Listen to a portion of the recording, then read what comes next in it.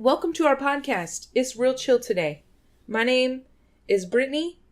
I'm also known by other names. Blossoming Sun is one of them.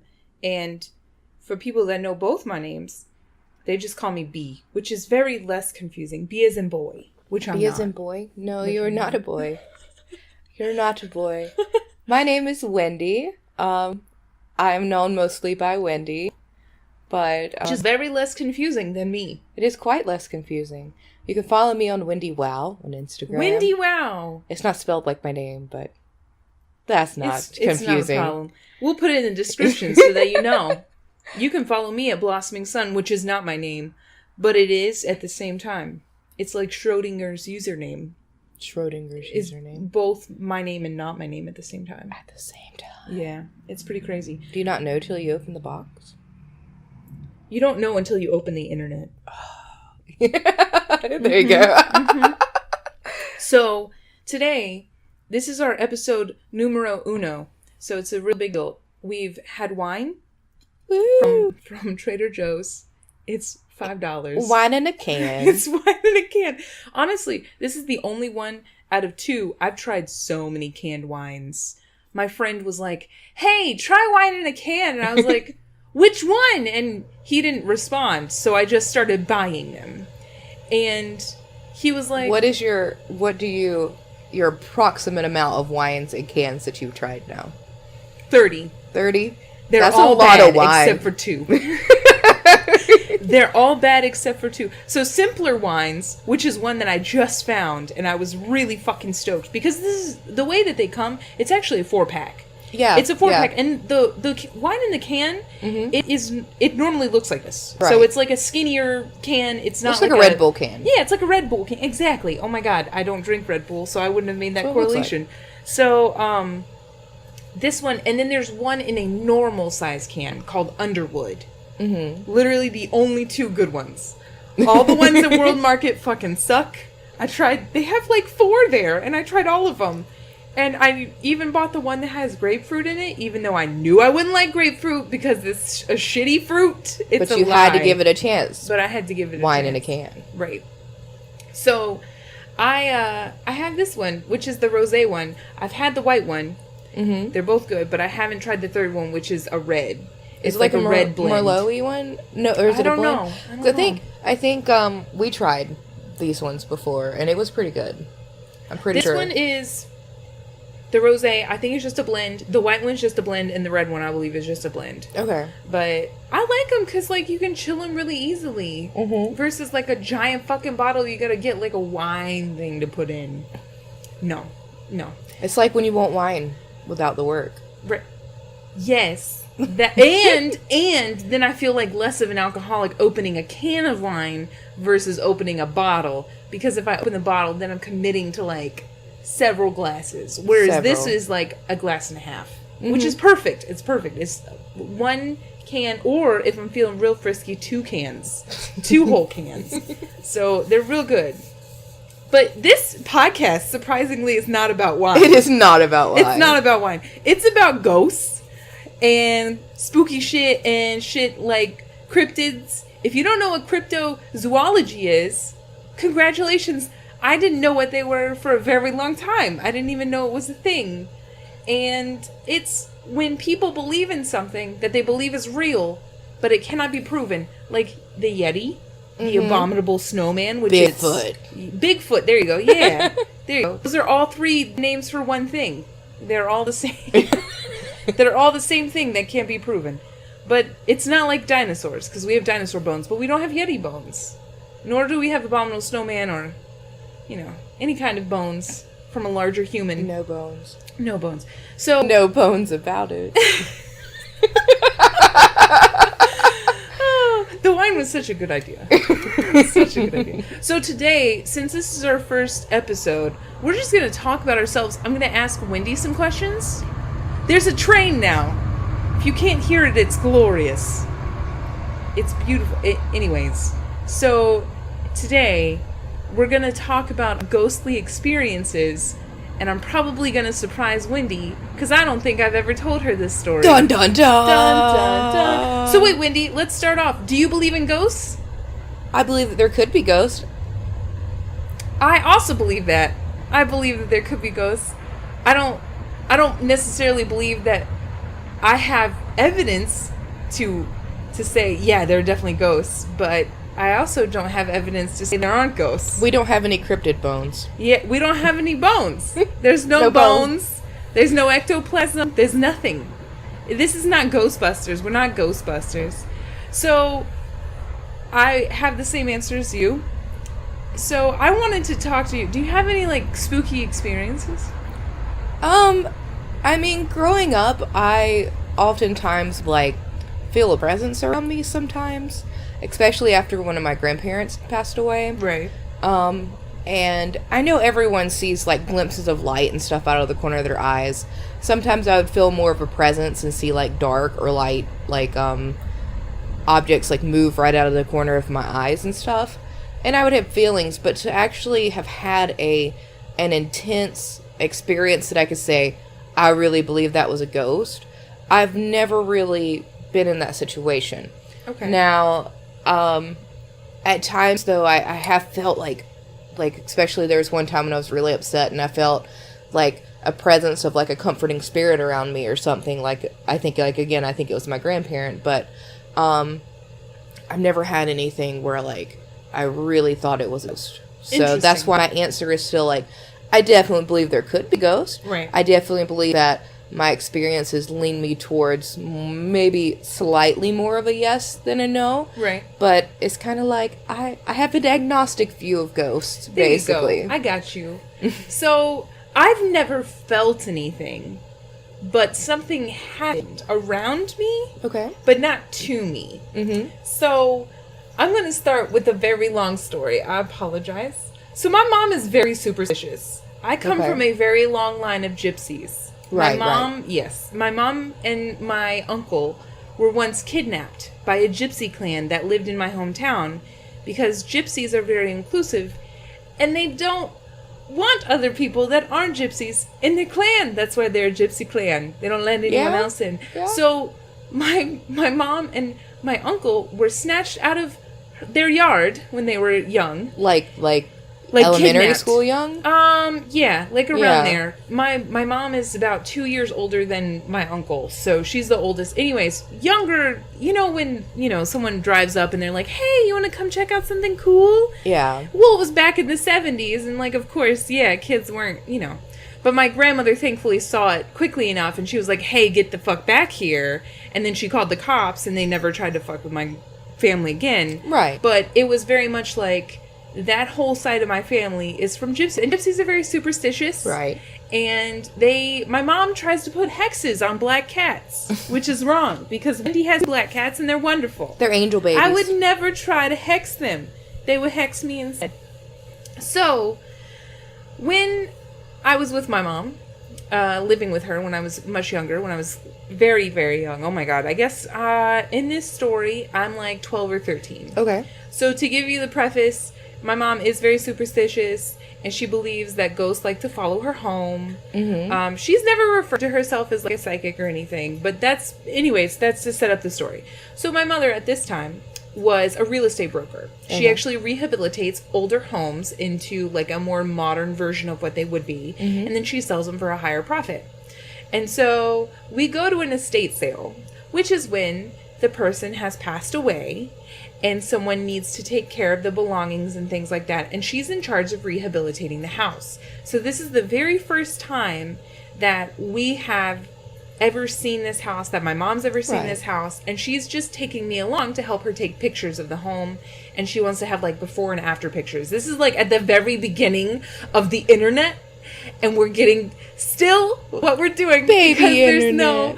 There's no there's no digital cameras that are affordable at this time. So we're still using disposable cameras and then scanning the pictures that we've developed into our computer. So long ago. Now we just we live in the future. Now we live. We just use our phone. It's just like the norm. It's great. It's amazing. So at this time I was very much like, into photography and like wanting to take pictures and all that jazz. So my mom put me in charge. She was like, I'm going to go look around the house for structural integrity problems and things like that. And her friend, his name was Joe. He was like this very strong black man, and he was awesome. He like, in my mind, he was like a superhero when I was younger.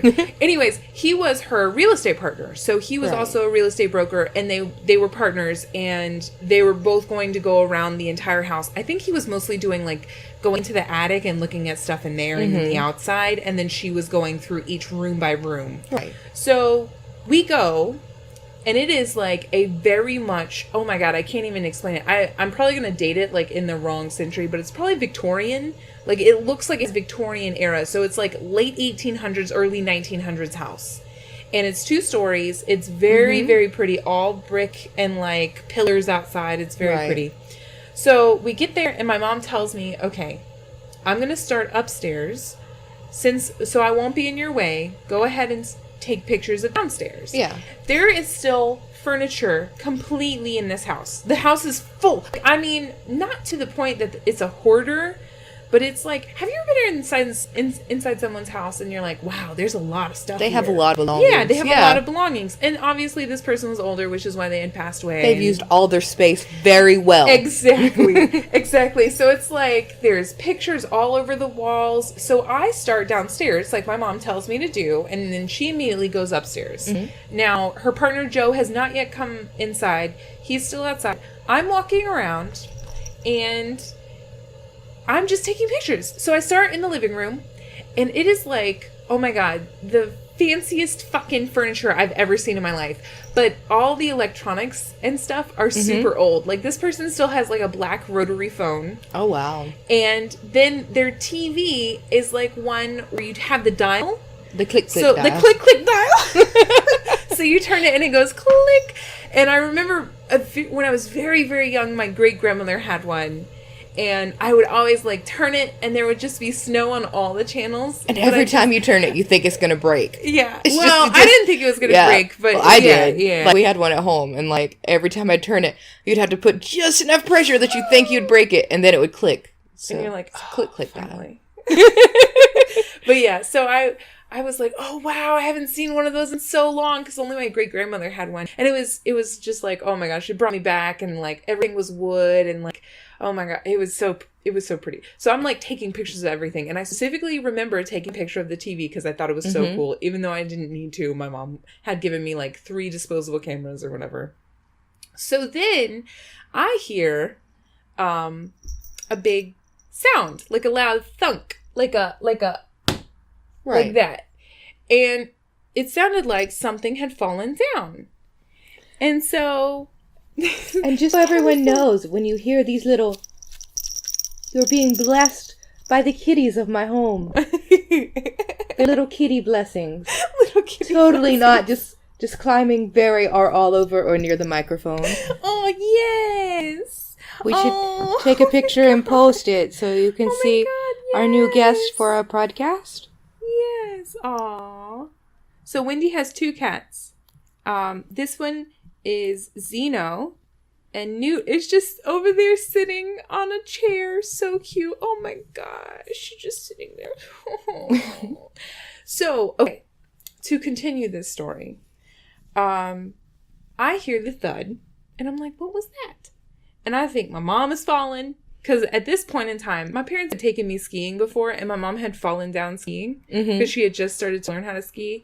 And it's actually easier for younger kids to learn how to ski than it is for older people. So I believe that. I was making fun of my mom all winter that she had fallen down skiing because I hadn't fallen down once. But anyways, I thought my mom had fallen. And so I go to the foyer, which is the front of the hall, where the stairs go up. And it was not my mom. The keys had fallen out of the door. Because, okay, so what happens is when you go in as a real estate agent, there's obviously the lock on the front of the door that you have to open with your real estate key. The padlock. Yeah. And there's the padlock, and you open it, and then there's a little key inside. Well, my mom had stuck that on her actual keys, and then she just left it in the door. And that's just like, so she doesn't forget that's the key that belongs there. So it had fallen out onto the floor. And not just like fallen right straight down. It was like someone pulled it and like had let go halfway like out. Across and it had gone across the floor. Hallway? Yeah, well, yeah, like the front room, you know, where the stairs normally are. So my mom starts coming down the stairs, and she's like, what did you do? Why'd you take the keys out of the door? Like, what's going on? And then Joe comes in, and he's like, I heard a noise while I was looking through the front. I guess he was looking at the landscaping on the front to see what they could improve. And he had also heard the noise.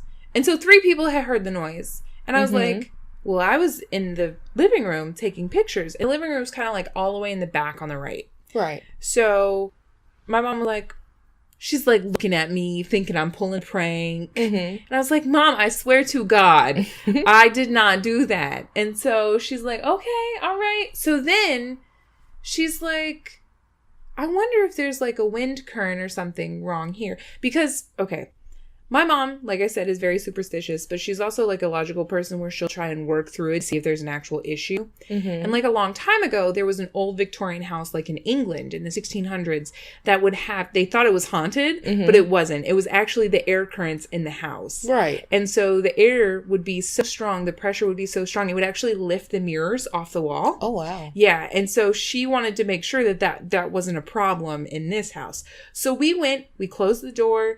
Joe, with his big Superman self, went and like hit his shoulder, like checked the door, and he was trying to make the keys fall out of the door. Maybe the door handle was loose, whatever. Right. We could not, in any way or shape or form, in what we thought of, at least, could make the keys fall out the door. We couldn't do anything to make them fall out. And so I was like, that's fucking weird. That's weird.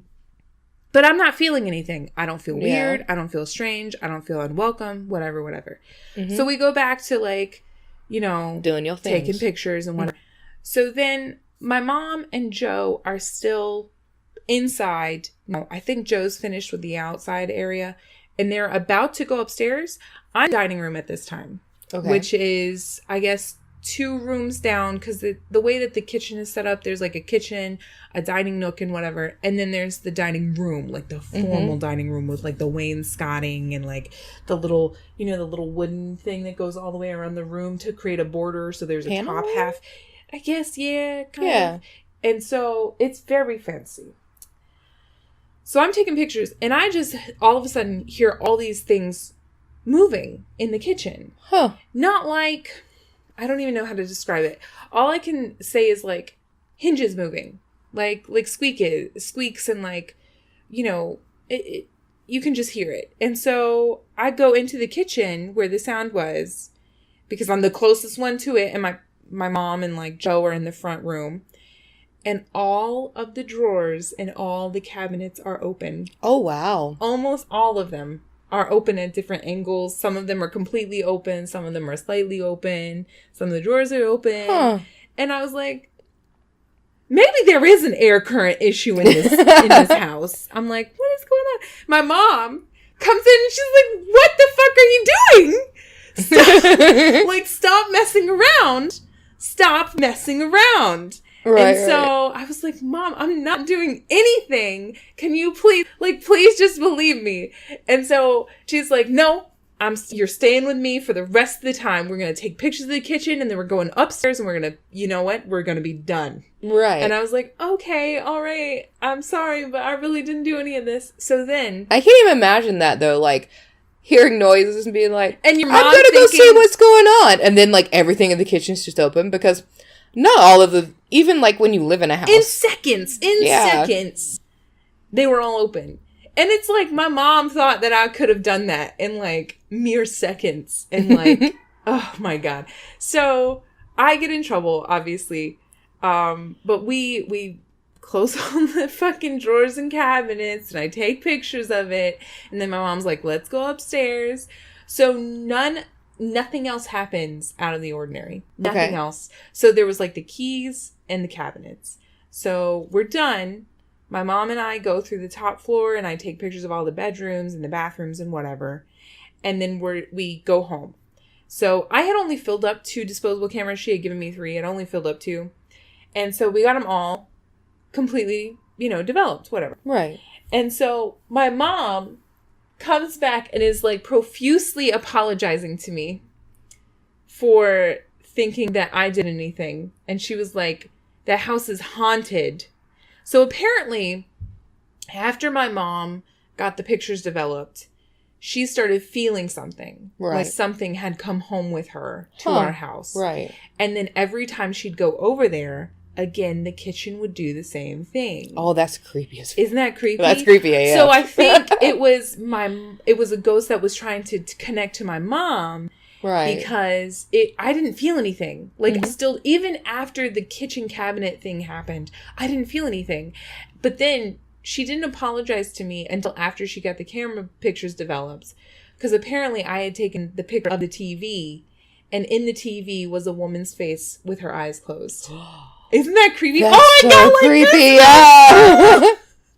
So, like, I didn't feel anything, though. So that's why I still say, like, okay, there was a lot of shit in that living room. There's a lot of shit everywhere, honestly. And I was like, Mom, are you sure that it wasn't just, like, a reflection in the TV because it was completely black? Like, we had all the windows open. We had all the curtains drawn. Like, there was a lot of light going on. I was like, are you sure it wasn't just... Because it wasn't like there was hair. It was literally like a doll mask. It was like a perfect... It was like a perfect woman's face. Yeah. That had been made into, like, a perfect white mask with her eyes closed. Like, she still has that picture. That's really creepy, though, still. It's very creepy. Yeah. It's very creepy, but... For it to look enough like a woman's face and not just a doll, from that point on, my mom has always believed in ghosts. Like, always. And to be fair, I didn't feel anything weird, but if I had, I'd probably be like, yeah, ghosts are real. Right. But I never felt anything weird. Yeah. Well, we were talking about, like, I never had an experience, and I was thinking back through when you were telling everything, because it's making me, like, feel feelings and everything. And, like, I'm empathic and stuff, and so, like, it reminded me, it, like, brought on, like, a feeling memory. I lived with roommates up until about 6 months ago, and when I moved into the house, they already had this mattress. Mm-hmm. And, like, at first, you don't just, like, talk to your friends, like, girl, where'd you get that mattress at, And that's so, not something that you just ask them. And ooh, girl, that bed is looking ridiculous. Where you get have that mattress get into your life? You just like you just question conversations you don't have with your friends. But anyway, so I had been living there for a while, and I've been sleeping on this mattress. And honestly, I just never got good sleep on this mattress, and I just thought it was, I had problems with mental health and stuff. Thought I was just going through some bad times and stuff. But honestly, like, no one slept on that mattress. No one a did. lot. I would come over to your house. No one would go to sleep there. Yeah, and I never was. I mean, I was like, why don't they go to sleep in, like, their bedroom? Because it made our bedroom always felt so bad. And but anyway, but I didn't ask. I was just like, it's very interesting that none of these people sleep in this bedroom. We all just slept on the couches in the living room. So, come to find out, this mattress belonged to a man that they had briefly been roommates with, like, kind of like a Craigslist situation where you move in with someone you don't really know. And evidently, this man had died on this mattress. And this man had lived a very sad life. Like, he was grotesquely overweight, from what they told me, and pretty much spent his whole life just laying in this bed and drinking lots of Dr. Pepper. Yeah. So, oh my god, this is what like my friend that I lived with at the time, she told me, she's like, I kid you not, Wendy, I have never seen him, but I have heard sounds where I've been in the house by myself, and I hear sounds walking to the fridge, and it sounds like someone is opening up the fridge and getting a Dr. Pepper. And I think it's him going to get a Dr. Pepper. And I was like, that's not creepy at all. Well, I knew the story, and then when I moved, I still decided to take this mattress with me, because I was like, it's a bed, it's for free. I don't believe in ghosts, and brought it to my house where I'm living now. We're recording, and never really slept on it. When me and my husband would, like, sleep in the bed, we never slept well. It was just always had a really crappy feeling. And one night I was here by myself with just my kitties, and I know my husband, he has a saying where if you can have creepy sounds in your house and you can't blame it on your cat, you need to get another cat. So I'm laying on my couch, which is behind a counter right behind my kitchen. I live in an apartment. I have a very small kitchen. I was just watching TV, and our sound gets up pretty loud, and I hear noises in the kitchen. And it sounds like someone's walking in my kitchen, which I just assumed was cats. Mm-hmm. But then I realized one kitty was laying on my legs, and the other was laying in another chair. And it sounded like my fridge opened.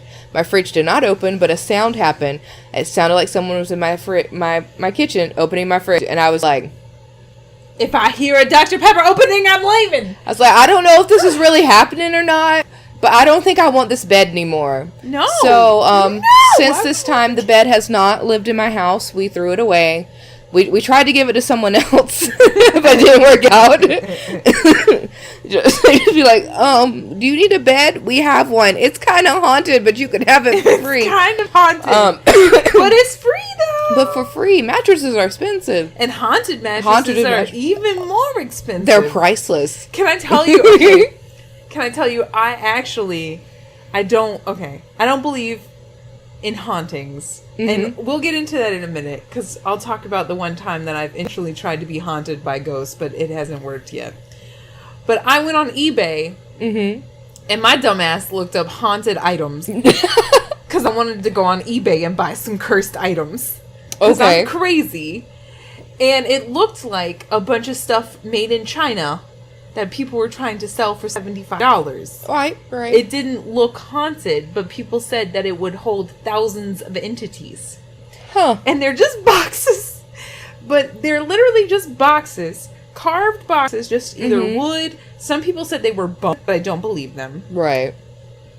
But it was literally just like... But Brittany, it was on the internet. Boxes. It has to be true. It has to be true, obviously.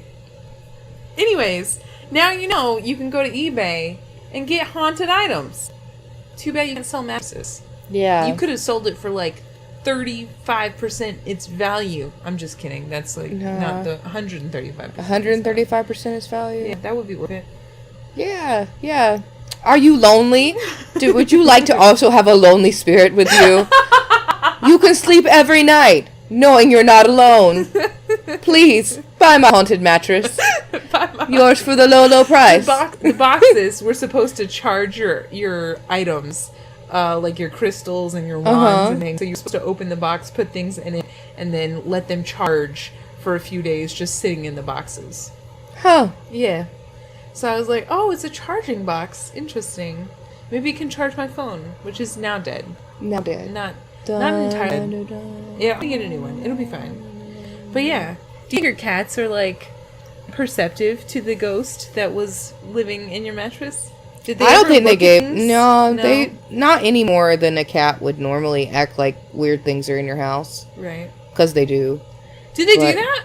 Well, like they'll see things or like light, catch glimpses of light and stuff, and they'll be like, "Jom," and like they'll like look at something, and you're like, "What are you looking at? What's going on, baby?" That's not creeping me out at all. But no, most of the time they're just so chill and always with us. Like, if there are any ghosts in the house, I'm so protected by pretty black kitties. Yeah. My angel babies. So, you are an angel baby. Have you ever gone to somewhere that's supposed to be haunted? No. Okay. No. All right. So, not just... Okay, all right. This is going on our YouTube channel. Mm-hmm. And on our YouTube channel, in the next week or so, you're going to see footage of myself and our friend Cricket, who will probably be on the podcast at some point. Right. We both Cricket's decided awesome. to go. Cricket's so amazing. MVP. She's so amazing. MVW, she's definitely most valuable witch. I'm MVW. So she's lovely. But we specifically thought it'd be great to go somewhere haunted. Purposefully go somewhere that's haunted. And we went to St. Albans Sanatorium, which is like the nicest insane asylum you could go to. Like the nicest so nice. one. It's so nice. It's very, very nice. So it was built in the early 1900s. It's very lovely. It was not originally a sanatorium or, an asylum for the insane. it was originally a Lutheran boys' school. Oh, I didn't know that. Yeah, it was. And then it was supposed to be that for quite a while, but the boys there wasn't enough enrollment, and then they closed after the headmaster died. I don't know how he died, but he did. He died on a mattress. Yeah, probably. From too many Dr. Peppers. So, his name was C.M. Miles, or C.W. Miles, and then Dr. King, not the Dr. King, but Dr. King was the person that took it over and made it into a sanatorium. But, we went there. I was like, I'm gonna see if ghosts will talk to me. Because I thought, in my mind, I'm very, very open to this. I really want to experience something. Because I've been listening to, like, a lot of people talk about ghost stuff. And I was like, man, I really wish I would experience something now that I had experienced, like, when I was younger. Like, the thing with the estate. And I was like, man, that would be so cool to be able to experience it and have it, like, with my brain fully developed and all that jazz. Because I literally don't feel anything. I mean, I still didn't feel anything when I was there and it happening with me. But like I said, it could have been just my mom being the person that the ghost was, like, trying to reach out to. So, we go to St. Albans, and I don't feel shit.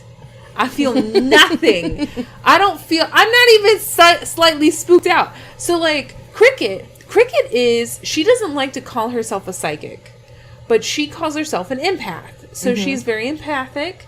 She very much feels the energy of a situation and feels the energy of people. Right. So, for instance, she'll know if someone's visibly agitated, whether it be visibly or not. She can tell if someone's immediately sad. She can tell, she has a lot of things that she understands intuitively. And I don't know, it's just, like, very much a gift. And I don't feel any of that shit, like, ever. So, I was like, wow, because I'm, like, sitting here, and we're walking through this house, and Cricket goes into a room and immediately starts crying, like, heavily weeping. And I don't deal well with crying people. Like, I just don't. I'm not a very cryy person. I cry sometimes when I've had, like, a really frustrating or a really hard day, like a stress cry to get it out. Right. Or, like, obviously, if I've had a death or something, if I'm grieving, that's also true. But it's not like I'm just an easy crier. So I'm, like, sitting there, very comfortable with Cricket. And I'm, like, trying to make jokes, because that's what I do. So I'm just, like, talking about how lovely this place is, and, like, remarking how beautiful the graffiti is. And, like, isn't this lovely graffiti that says, "Suck my balls" on the wall? You know what I mean? So I'm just trying to lighten the mood. And Cricket is not having fucking any of it. She's, like, sitting there, openly weeping, and I'm like, I'm gonna leave the room now. I'm gonna go. Who just left her alone with the ghost in the field? No. Okay, so she wasn't alone. So apparently what the people do at St. Albans, if they realize that someone is what they call a sensitive, they don't like to call them psychics or mediums or anything like that.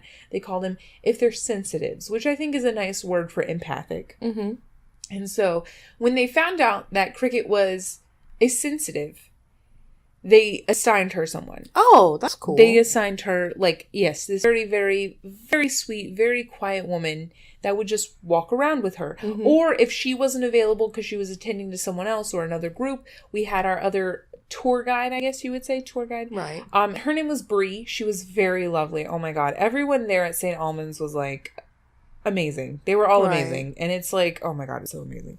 So highly recommend if you like going on ghost adventures. St. Albans is pretty cool, even though I found no ghosts. I found no ghosts at all. I paid $50 to walk through a very nice house.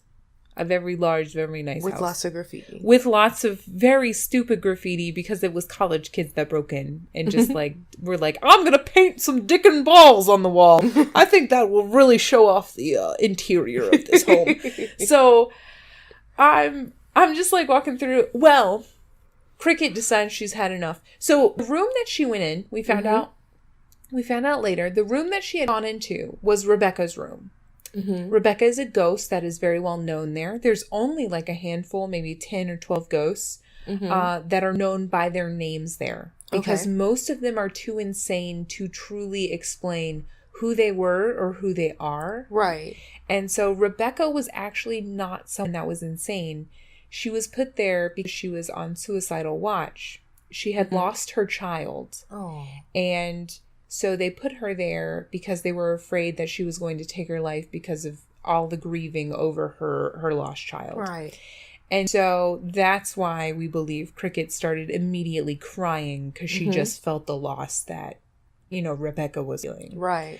So later on another podcast, we'll probably have Cricket talk about that, because apparently she said that Rebecca followed her home. Yeah, I remember her just like casually mentioning that when we were at her house. I was like, oh, A ghost well, that's that's nice.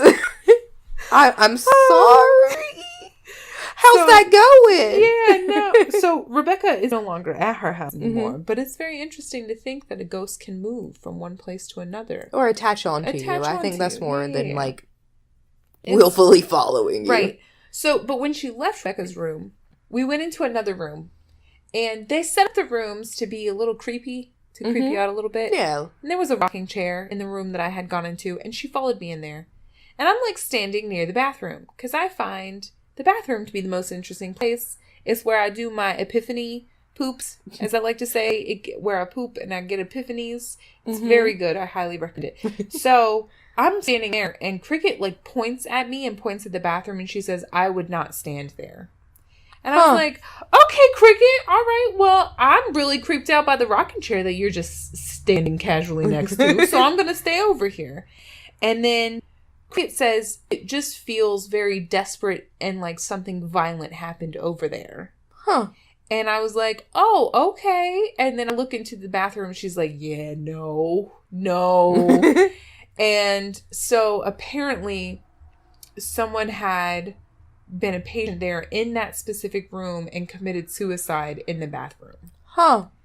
But I was fine with the bathroom. Yeah. I wasn't going to stand next to that fucking creepy ass rocking chair. But the bathroom where someone died in was fine. Was good with it. I was fine with it. So like, it was really interesting that she could feel all of those things and just like, like she was standing literally in the safest spot that she could in the room. And she just knew that the other places weren't okay. Huh.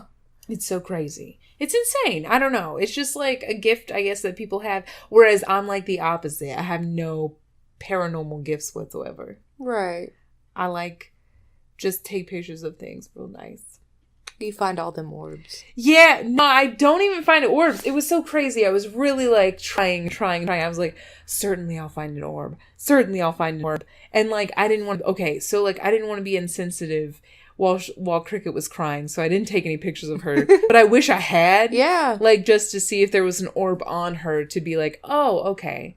So maybe there's like a ghost touching her or something, and that's why she feels it.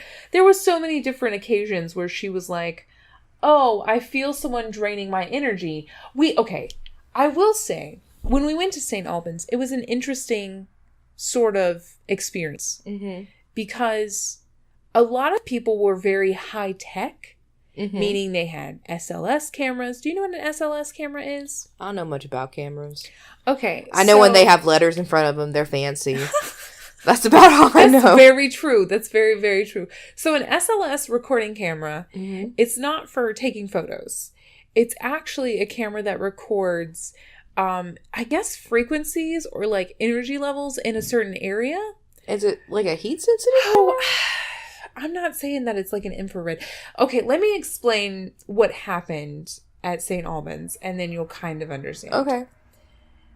The way that they have St. Albans set up, and you can go a lot. They have a lot of ghost hunts there. Like a lot of ghost hunts. And every time they take you through a tour and they have someone tell you about all their personal experiences of what they've seen and what they've felt and all that stuff. And then you have your nightly thing. And there's 6 stations. So you walk through, each hour you get to stay at one station. So you stay for a total of 6 hours. You stay at 6 stations. And each station has a different paranormal expert at it. At least for the convention, not necessarily for like every single time they have investigations. But the first time, in the first hour, we did the bowling alley. And Rachel Booth, she and her husband were there, Christopher Booth. they were there, and they have stayed there a lot. And they Okay. have what is called a Frank's box. Right. A Frank's box is something that was created by a guy named Frank. It's kind of like a spirit box, but better. So he has it to where when someone is talking to the box, it's not already flipping through radio stations. So it's quiet. And then when you're done talking, it will take that data, and then it will begin to flip through things. Okay. So it's not like you hold something up and it's like constantly really loud flipping through things. It sounds like snow, like waves. And then you ask a question, and then it begins to flip through, and it may have an answer for you.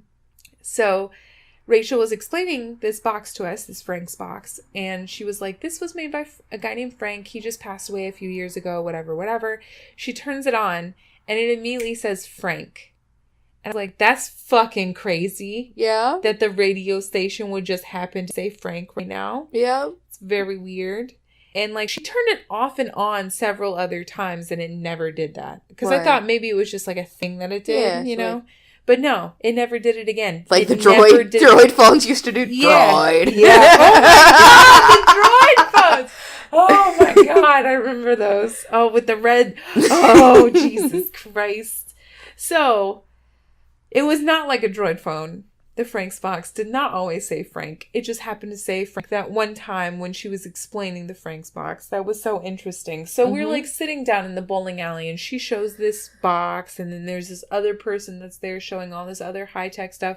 This one guy has like a grid, like a dot grid that shoots lots of little tiny sparks of light all over the room. And it's so that you can detect subtle...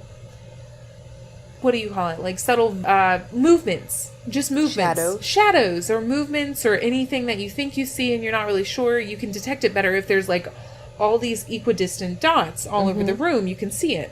So I thought that was really cool. And then at the very end of the bowling alley, there was a chair. And it was the bowl pin setter. So like when you bowl, you knock down the pins, and there was a pin setter back then because they didn't have like crazy fancy machines. So there was a chair there for the pin setter. And it was usually one of the patients that was in charge of pin setting every hour or so. It would change and whatnot. So you only had to do that, you know, every so often. But they set up an SLS camera next to it. And I was saying it detects either frequencies or energies or something in the air, and it makes out stick figures. Oh, right. So it's supposed to detect if there's a ghost where you can't see it. And if it moves, what is it doing? Okay. And so they specifically point it at the chair. And a few minutes later, after we've turned on the Frank's box and it's kind of gone quiet and there's not really any answers, they say that they've got a stick figure that has come and sit down in the chair. And then they say hello, and it waves to them. Whoa. And it's pretty fucking crazy. It's pretty fucking crazy. And Joe goes down there, my husband Joe, he goes down there and he like looks at the camera, and he thought it was really fucking cool. But then you go to like another station, you know, later on after an hour up in the bowling alley. And there's this one guy, and he has absolutely nothing but like a recorder. And he's like, you can tell if it gets cold because your skin will tell you if it gets cold. If you see something with your eyes are telling you you see that thing. It's there. Like, and I was like, well, but I get what you're saying. But then there's also the possibility of your brain just tricking you because they're dark. Right. And your brain wants to make sure that it's always on alert in the dark because that's when people would get eaten alive. Yeah. When we were, you know, like thousands of years ago. So what do you feel? Do you feel like it's trustworthy? Like, I'll say it's trustworthy for temperature, but I don't necessarily believe that I would trust my ears or my eyes more so than something else. Well, it's not even about trust when you're investigating. It's what you can prove. And, like, personal accounts, like, you can't... I mean, even your technology and stuff doesn't mean you can prove things, but you have a recording of something that you can show. This is what happened when I was here at this time. This is what my camera picked up. Right. But if you're just relying on your own personal account with just your eyes, I mean, it's just like, you know, it could just be, you know, a crazy person telling you about ghosts. You know, it could just be a crazy it doesn't person. seem like there's nothing scientific there, really. We live in such an age where there's so much accessibility to, you know, and I'm not dissing that guy, because No, what no, no. he's saying is like, that makes sense if that's what you're doing as a hobby and stuff, but, you know, when, hopefully in the future we'll maybe do some investigations and stuff, like, Yeah, for sure. I would like to be able to, like, record things on cameras and stuff, so, like, if we experience it, we can be like, this is what happened when this was. Well, So- yeah, because there's some times where I'm like, oh, wow, I can really... So there's like, okay, just for instance, if you guys have never watched Shane Dawson, he's a YouTuber, and he sometimes goes to haunted locations, and he will record on a camera as well as record, like, the sound from another recording device. He has multiple recording devices. He has at all multiple times. recording devices. And one time he's on the Saint Mary, which is like a very, very haunted ship. And he's on there, and they show the simultaneous recordings of people that are outside the room that he's standing in and the room that he's in. And you can hear clearly footsteps, lots of footsteps, not just like one or two sets, but a lot of people. And he's laying going down by. at this point, so it's not his feet. He's laying He's down. not making noises. He's not moving around. But then you see the video footage of people outside the door, and they're not moving. They might take one or two steps, but it's not multiple steps that they're taking. It's not like they're pacing up and down the hallway. Right. And so that's what it sounds like. It's just so fascinating to get that sort of evidence, and I feel like it's a lot more compelling than just being like, yeah, dude, this ghost grabbed my leg and I felt it. Right. You know? Like with that guy, like, I mean, it's cool from what you, like, explained to him about me before, was he was just kind of like, I just hunt for ghosts. I just like to do this. So he was supposed to be one of the experts. Yeah. And each station had experts, but I get why.